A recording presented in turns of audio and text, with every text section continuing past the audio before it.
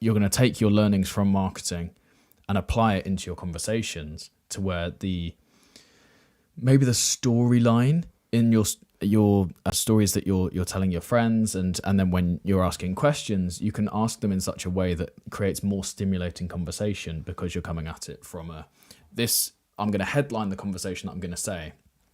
Rory Sutherland is really, really good at it. He'll say something, and I wish I could. So there's an example he gives, which is, when you're buying a house, you should only advertise its negatives. So, for example, a house next to a train line, like back garden has a train go past every hour or every 15 minutes, whatever it is, between the hours of sort of 5 a.m. and midnight. He said that's actually a positive for the person who likes trains, and for the person who wakes up early and rarely gets to bed before midnight. So it's more specifically calling out the target market than it is, just saying, oh, well, this is a negative and therefore the house price is lower. Actually, no, I think it would justify a higher house price to the right market, but they don't advertise it to the right person. So when you're talking about that in terms of friendship groups, is it sort of, I'm going to be the most authentic version of myself because my negatives will attract the right people, and the people who don't like my negatives won't be around. I like how you brought that into social as well. It's a really good way to look at it, in the sense of just embracing authenticity, which is, I suppose, what it's suggesting when it comes to having that plus one mindset, which is, what can I do better than anyone else?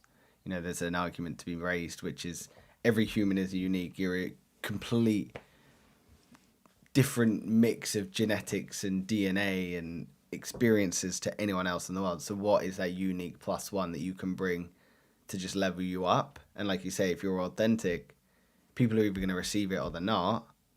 Yeah, it's a really clever way of bringing it together.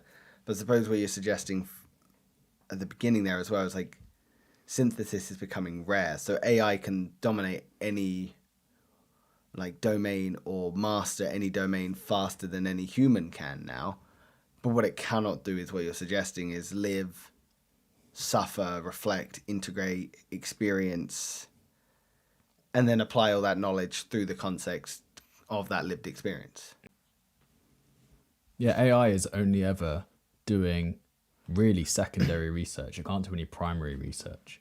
It can't go out and canvas loads of properties to find out the click-through rate, if you like, of people. Say you're selling houses, you put 1,000 leaflets out and you get 30 responses of people that want to sell their houses.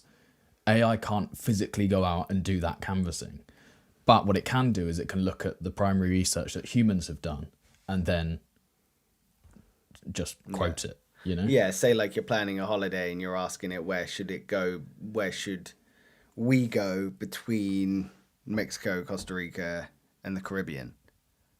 It can tell you all the benefits of all these places, and you can tell it what you like and what you want to do, but it's only going to draw on other people's experiences, what other people have told it, but then it's not going to be able to live that experience through your lens to tell you authentically what's right for you. So I suppose your identity is not necessarily a skill to be weaponized or utilized. It's the foundation. So your value isn't what you know, it's how you see the world. So as AI has information, humans, we have that orientation that can bind us to navigate life, whereas AI doesn't. Yeah, interesting. It's a difficult topic because I think AI probably scares a lot of people moving forwards, and they want to know like their place in the world. So is it possible that the unproductive traits, empathy, sense of humor,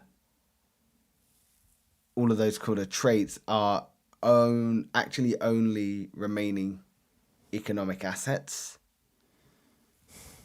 Or could be as we navigate forwards? Because if AI can replace everything we thought that was valuable, does that then make these traits that we've deemed to be maybe unproductive in the workplace make you more employable? Yeah, it's a difficult one. I think it's very complicated because there's so many layers to it. So take humor, for example. the water cooler conversations in the office, people are going to enjoy working at a place where they can have a bit of fun in between their work blocks.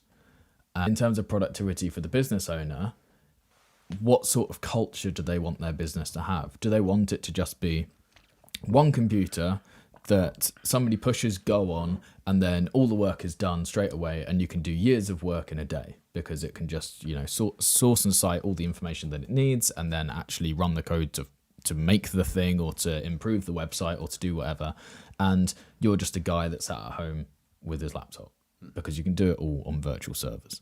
Now, the human element is going back to that, okay, but what environment do we want to create for other people?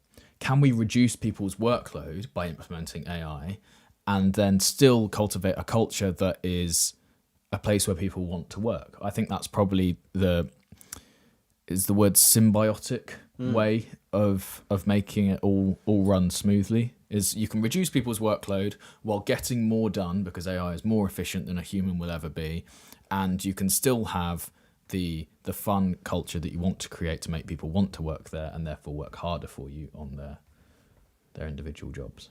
Yeah. I suppose as well, humans are always going to inherently likely trust other humans more.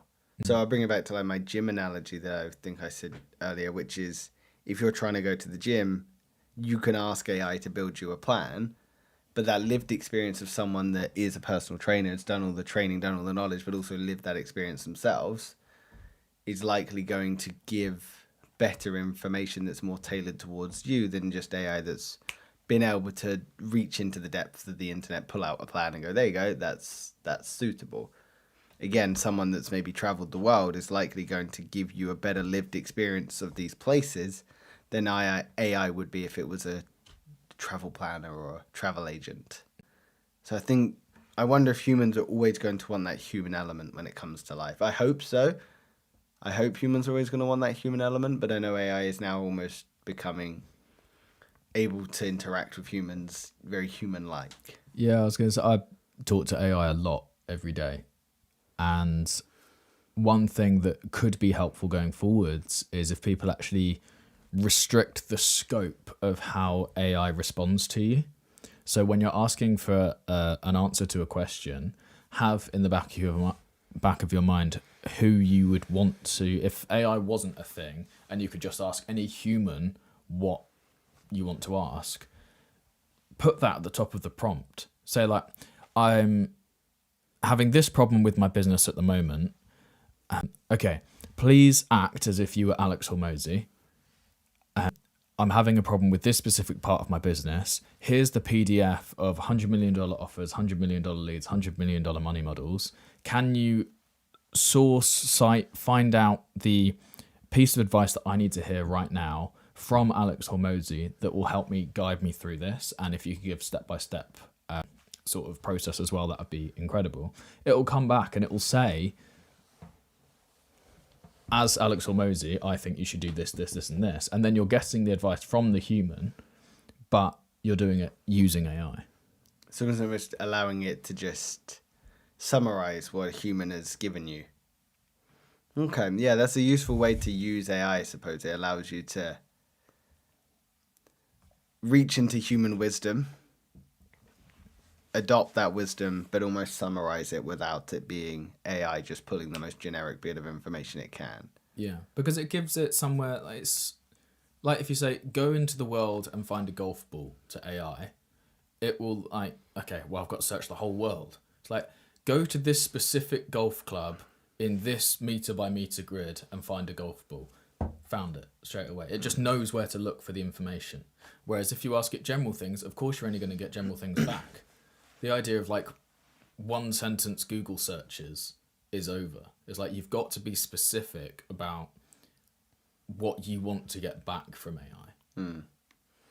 Yeah, I suppose AI is only as good as your prompt.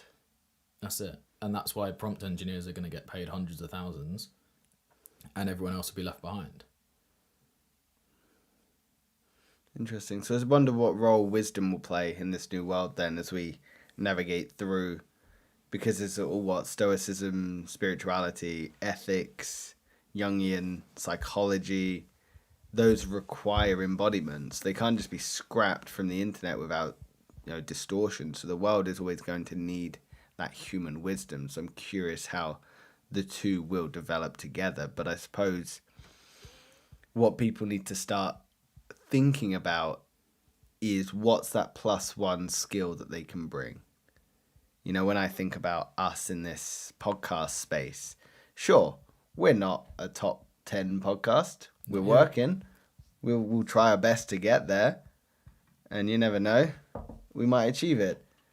But I'm sure there's everything we're saying here. People could do their own research on AI and pull it all up. But why are people going to listen? Because it's a human element. People want to hear us say it. People want to interact with other humans. So our plus one skill is empathy.